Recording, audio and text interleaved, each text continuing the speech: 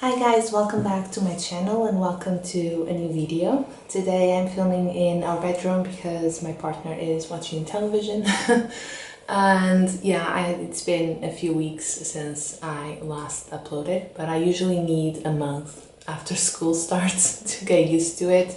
So yeah, today's Wednesday is actually a public holiday, which is why I'm filming during the week. It's been really hard to find time to film because of my schedule pretty much.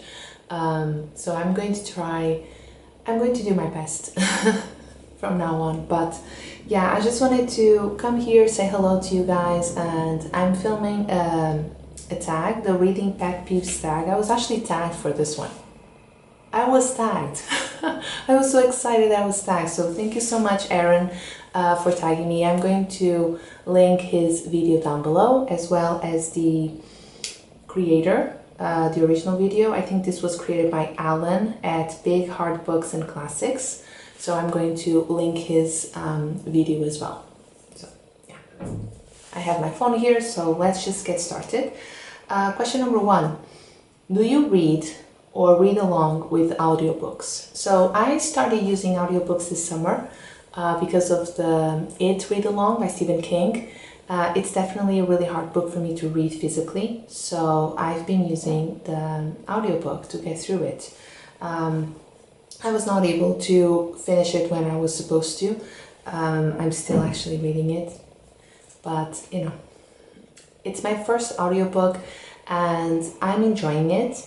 The experience is actually different, and I don't think I'll ever be able to just replace reading physically with audiobooks.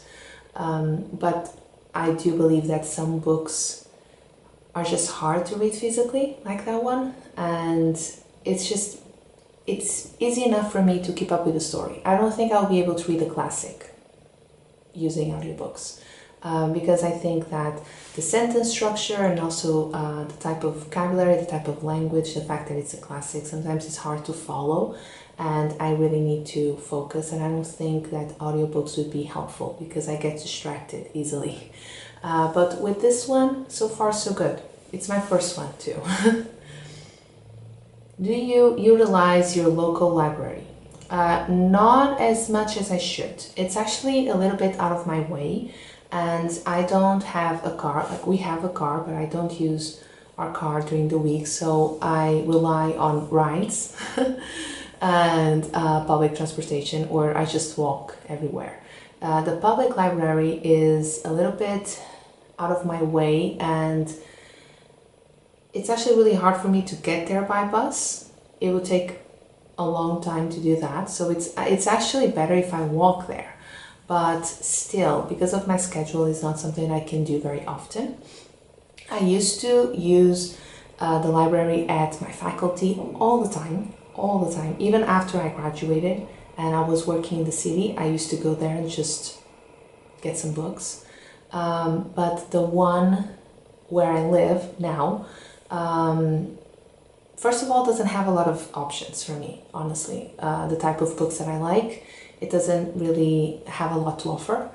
The system, the sort of browsing system they have online is just really outdated. Sometimes I'm looking for a book. It happened before. I was looking for a book. It said on the system that they had it. It was there. When I got there, the book has been gone for years because the person that requested it never went back to just return it. So their system is not really very organized. They don't have a lot of options for me in terms of reading, and the people are not really nice there for some reason. But yeah, it's a little bit out of my way. I should try and use it more. I'm going to try and use it more. Actually, this tag made me think about it. Do you DNF books? I try not to. Whenever I'm not enjoying my reading, I just stop reading the book. I put it back on the shelf, and in a few months, a few years, I give it another shot. If it's still not, you know, doing it for me, I might get rid of it, but I try not to DNF books. Just because I feel bad for the author, because a lot of people like books that I dislike, and it makes me feel bad that I'm not giving him or her the opportunity to amaze me. You know, sometimes all it takes is for you to get through the first 100 pages or 200 pages and something good is going to happen. And I love when a book surprises me like that. So I try not to DNF books. I don't think I've DNF books in a very long time. But I've done that. Like, I'm in a reading slump. Work has been just too much. I don't have a lot of time. This book is way too much for me right now. I'm just going to put it back and I'll pick it up some other time. I never just say like, oh, I DNF this book because I just couldn't get through it because it's so bad. Like, I try to not blame the book. Like, it's not the book's fault that I can't get through it. It's probably because I'm not supposed to be reading it right now because of life in general. And then I give it another shot, and if it still happens, then it's probably the book's fault. But that hasn't happened in a very long time, to be honest. I'm going to tell you something. I started reading A Gentleman in Moscow by Immortals. The first time I started reading that, I was starting my internship at a school, and I had a lot of assignments at university, and I was just reading a couple of pages every day. So I decided to put it back on my shelf because I wasn't like really paying attention to it. After a year or two, I picked it up again, and it ended up being, and it is one of my favorite books of all time. So I always think that it's not the book's fault, it's not the right time for me to read this book. So I'm going to put it back and I'll read it some other time. Question number 4. Do you read multiple books at the same time? More or less. I have multiple books on the go, but I'm not reading all of them at the same time. I tend to focus on one of them. So right now, if you go to my Goodreads, I have 3 books on the go, but I'm not reading 3 books at the same time. I just start a lot of books, and then I just get really invested in one of the stories, and that's the one that I focus on. And then when I finish, I'll decide between the others which one is going to be my main story from then on. There was a time that I used to read multiple books at the same time, especially when I had a lot of required reading for university, so I had to read a lot of books at the same time. I was never very organized because I always paid attention to one of the books as being my main read and the others were just secondary. And at university that was really hard because all of them were important and they were all main reads for specific classes. And I dedicate more time to one of them. And I did that back then and I still do it. So I wouldn't say that I read multiple books at the same time. I do have multiple books on the go, but that's about it. Do you make time or have a specific time in your day devoted to reading? I try reading every day before I go to bed. Sometimes that's not possible. Sometimes I'm just way too tired. Like yesterday, I fell asleep in the living room, and then when I got to bed, I just fell asleep again. I was just really exhausted. I've just been getting home like really tired. So it's been a bit difficult. Sometimes I just don't read for 2 or 3 days, and then I pick up the book and I read 100 pages in one go. It's just, it really depends. But I do try reading every day before I go to bed. That's when I'm just relaxed enough to do it. I thought about waking up earlier and just read, I don't know, over breakfast or something, but I can't. Question number 6, do you dog ear books? Honestly, I don't think so. It does happen that, you know, I pick up a book and I leave the house and I'm starting that book and I forget to get a bookmark. I just pick up a piece of paper that I have on my wallet, like a receipt or something, a tissue, something like that, and I just use it as a bookmark. So I don't really dog ear pages. Sometimes I dog ear pages because I want to tab the book and I forgot my tabs, my colorful tab thing. So I've done that before, but I try not to, just because, you know, it's not really nice doing that.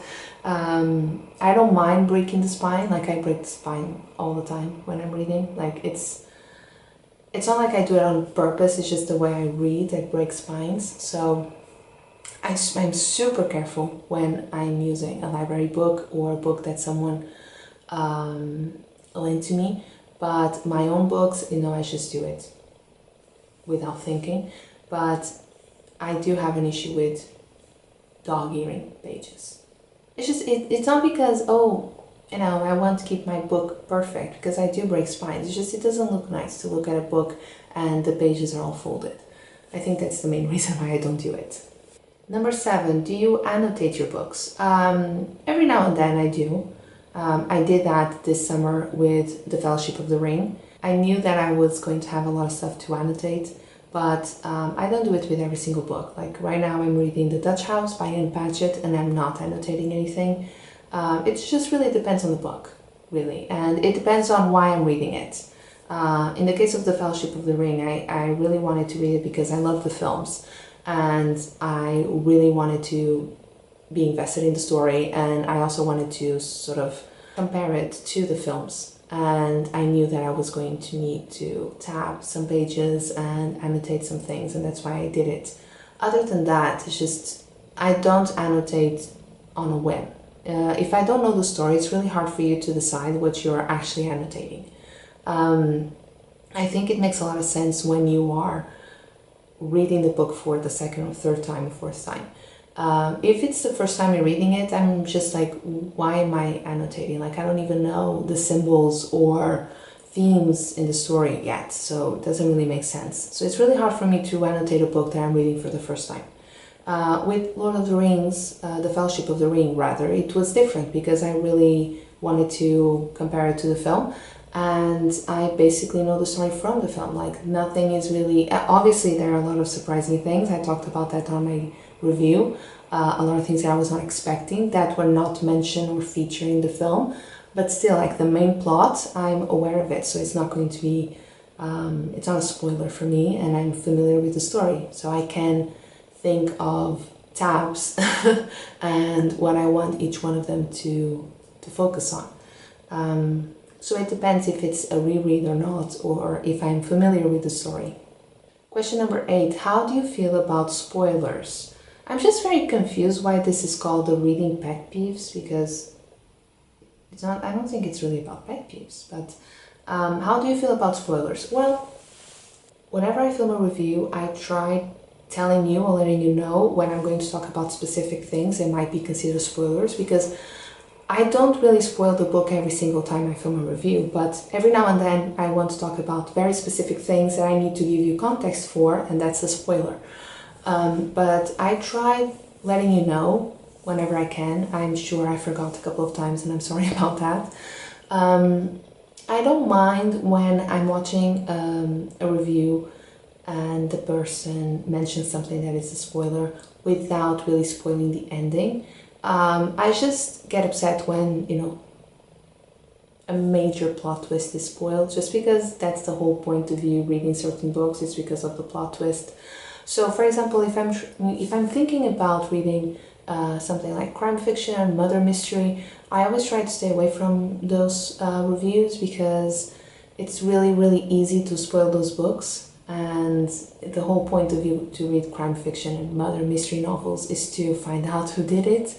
When I was reading Engleby, for example, by Sebastian Faulks, I loved that book and I knew that something was wrong with it. Like, this book is super twisted and strange, and I did not watch any reviews until I was done, because I knew, like, something big is coming. You could feel it from the beginning. Something big is coming, and I'm not sure what it is. So I'm just going to wait, and I'm not going to watch any reviews.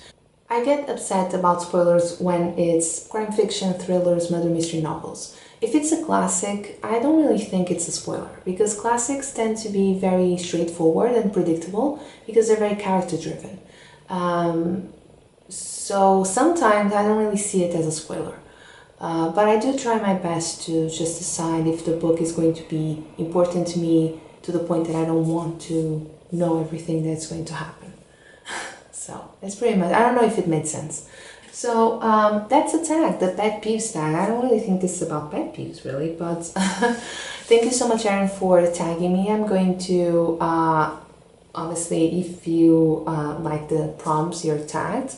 But I'm also going to try and tag some people, because I didn't know that if you use the @ they would get a notification. So when I got a notification saying that I was tagged, I was like, what? I didn't know that happened. So I was not really sure how you knew you were tagged before. I don't know if this is new.